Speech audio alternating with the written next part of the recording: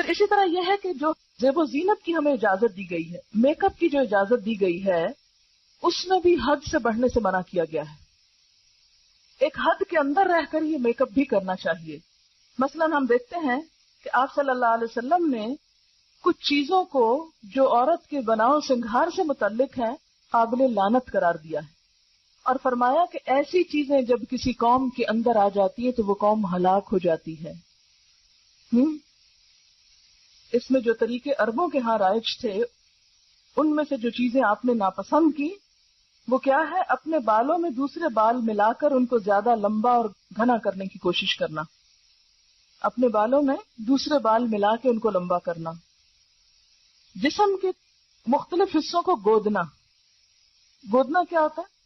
کہ وہ سکن کے اوپر پرماننٹ نشان بن جاتے ہیں. پھول بوٹے بنانا جسے فرنٹیئر میں رواج ہے، یا افریقن ممالک میں رواج ہے کہ عورتوں کے چہرے کے اوپر مستقل قسم کی لکیریں اور نشان اور پھول اور معلوم نہیں کیا کچھ بنا ہوا ہوتا ہے.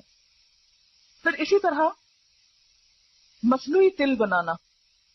عربوں کے ہاں یہ رواج تھا کہ کہیں پر کالا سرما لگا کے گال پہ یا ٹھوڑی پہ یا کہیں بھی، یہ ہمارے ہاں بھی یہ رواج موجود ہے، خوبصورت لگنے کے لیے یا اٹریکٹیو ہوتے ہیں نا تل، اگر کسی مخصوص جگہ پر ہو تو اس سے بھی روکا گیا کیونکہ وہ جسم کا حصہ نہیں.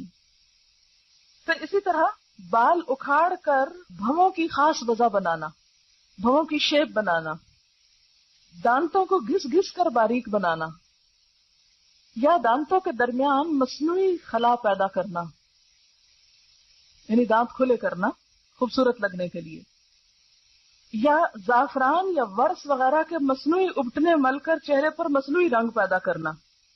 زعفران جو پیلا رنگ ہوتا ہے، یعنی بالکل ایک مصنوعی اور ہی رنگ نظر آ رہا ہے نا، لیکن اس کے علاوہ باقی چیزوں کی اجازت.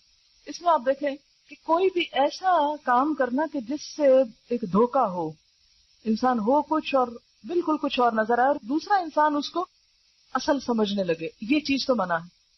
لیکن کچھ چیزیں ایسی ہیں جیسے سرما لگا رہے ہیں آپ، تو سب کو پتا یہ سرما ہے، اور آنکھ کے اندر جو کچھ وہ نظر آ رہا ہے نا کالا کالا، اور اگر تھوڑا باہر بھی نکال لیے تو کوئی حرج نہیں، تو وہ سرما ہی ہے. اسی طرح اگر آپ لپسٹک لگا رہے ہیں تو سب کو پتا کہ یہ ہونٹ کا رنگ نہیں ہے، یہ اوپر لال رنگ لگا ہوا ہے.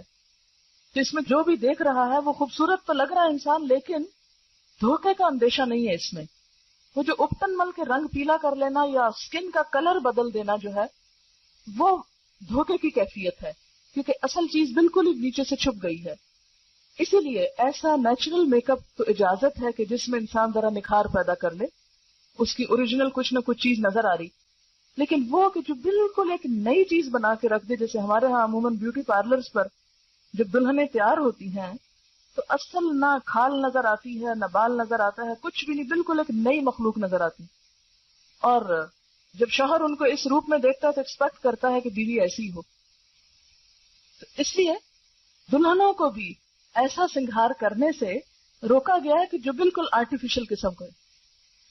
کوئی بھی پرماننٹ نقش و نگار جیسے وہ گودنا اور گدوانا جس کو کہتے ہیں، یا آرٹیفیشل اتنی کلر کوٹنگ کہ اصل سکن کا پتہ ہی نہ چلے، یا اسی طرح بھووں کی اصل شیپ کو بدل کر کچھ سے کچھ یا ساری اتار کے تو اپنی مرضی سے پینسل لگا کے ایک نئی شیپ دینا، یہ سب اس میں آ جاتا ہے.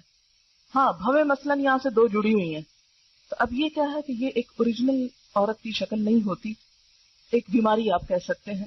تو اس میں اگر ان کو الگ کر لیا جائے تو وہ فطرت پر لانا ہے، فطرت میں تبدیلی نہیں ہے. فطرت میں تبدیلی کیا ہے کہ اصل سارا کچھ اتار دیا آپ نے اور اپنی مرضی سے لگایا. اور یہ جو دو جڑے ہوئے ہیں ان کو الگ کرنا فطرت میں تبدیلی نہیں، فطرت پر لانا ہے. تو یہ ایک اصول کے طور پر سمجھ لیں کہ کوئی بھی ایسی چیز جو فطرت پر لانے میں مدد دے رہی ہے، اگرچہ وہ کچھ چینج کا تقاضا کر رہی ہے تو کوئی حرج نہیں، لیکن اگر وہ اللہ کی ساخت جیسے فَلَا يُغَيِّرُنَّ خَلْقَ اللَّهِ میں پیچھے آپ پڑ چکے ہیں، اللہ کی ساخت تو بدل رہی ہے تو وہ درست نہیں. یہ چیزیں اس لیے روکی گئی کہ یہ انسان کی صحت کے لیے بھی نقصان دہ ہے. آپ دیکھیں نا اپنے بالوں میں دوسرے کسی مردے کے بال وہ کاٹ کے لے آئے اور لگا دیے آپ نے، تو وہ ایک ہو سکتا کہ آپ کے اور اس کی جو جسم کی بیماریاں ہیں یا اور چیزیں ہیں ان میں کچھ فرق ہو تو وہ دوسرے کے بالوں سے ٹرانسفر ہو کر آپ کے اندر چلے جائیں. یا سب سے بڑی بات یہ کہ دھوکہ دینا منع ہے. کہ کوئی سمجھے کہ یہ اس کے اپنے بال ہیں اور اپنے ہیں نہیں. تو یہ ساری چیزیں جو ہیں جو دھوکہ دہی میں آئے، فطرت کو بدلنے میں آئے، اللہ کی ساخت بدلنے میں آئے، وہ چیزیں درست نہیں ہیں. پھر اسی طرح زینت کا جو ہے ذکر ہوا کہ جس سے انسان آرائش کرتا ہے اپنی، تو اس میں بھی غلوب سے کام نہیں لینا چاہیے. اب یہاں سے کوئی یہ نہ سمجھے کہ قرآن تو کہتا ہے بیوٹیفائی کرو اپنے آپ کو، لہذا جس طرح چاہو کرو. یہ معنی نہیں ہے اس کا، کیونکہ بیوٹیفیکیشن میں بھی اللہ تعالیٰ نے اور اس کے رسول صلی اللہ علیہ وسلم نے کچھ حدود مقرر کی ہیں. مثلا حدیث میں آتا ہے لعن الرسول علیہ الصلاۃ والسلام الواشمۃ والمستوشمۃ والواشرۃ والمستوشرۃ. رسول اللہ صلی اللہ علیہ وسلم نے لعنت فرمائی ہے گودنے والی پر، گودوانے والی پر، دانتوں کو نوکدار بنانے والی پر، اور اس پر جو دانتوں کو نوکدار بنوائے. یعنی ایسا طریقہ اختیار کرنا کہ جو پرماننٹ میک اپ کی قسمیں ہوتی ہیں، کہ مثلا یعنی ٹیٹوز جس کو کہتے ہیں، تو ٹیٹوز صرف بلو کلر کے نہیں یا بلیک نہیں ہوتے، بلکہ اب میک اپ کی غرض سے بھی استعمال ہو رہے ہیں، اس سے بھی منع کیا گیا ہے. یعنی گودنا جو ہے وہ اس میں شامل ہوتا ہے. اور اسی طرح جو دوسری چیز ہے دانتوں کو نوکدار بنوانا، یہ اس دور میں لوگ کیا کرتے تھے، گھسا گھسا کے دانتوں کی شیپ فرق کر لیتے تھے. بریسز لگانا نہیں مراد، وہ تو اس میں تو ٹریٹمنٹ بھی ہوتی ہے نا، لیکن ایسی بیوٹیفیکیشن کہ جس سے خلق میں تبدیلی ہو جائے.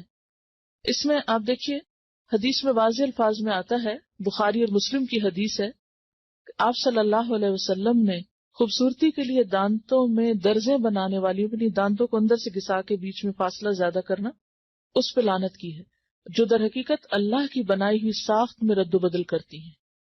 یعنی کوئی بھی ایسا میک اپ کہ جس سے پرماننٹ چینج جسم کے اندر ہو، خوبصورتی کی